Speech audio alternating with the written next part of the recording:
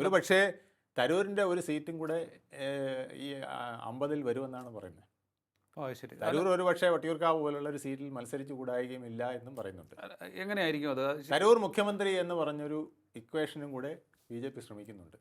Okay. അപ്പോൾ കേരളത്തിനൊരു അന്തർദേശീയ മാന്യതയുള്ള വിഷനുള്ള ഒരു മുഖ്യമന്ത്രി അത്തരത്തിലൊരു നീക്കത്തിന് BJP തയ്യാറാകുമോ? BJPക്ക് തയ്യാറാവാൻ യാതൊരു മടിയുമില്ല എന്നുള്ളതാണ് ഇപ്പോഴത്തെ നീക്കങ്ങളിലും ഉള്ള സൂചന.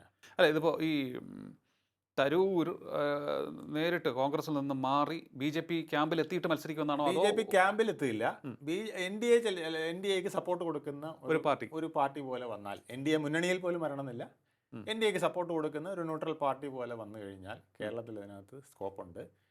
കുറേ കോൺഗ്രസ്സുകാർ അസംതൃപ്തരായി നിൽക്കുന്നവരും സീറ്റ് കിട്ടാത്തവരും അടക്കമുള്ളവർ തരൂരിനൊപ്പം പോകാനും ഉള്ള സാധ്യത വളരെ കൂടുതലാണ്. ഇത് കേന്ദ്ര നേതൃത്വം മുഖവിലേക്ക് എടുത്തിട്ടുണ്ട്.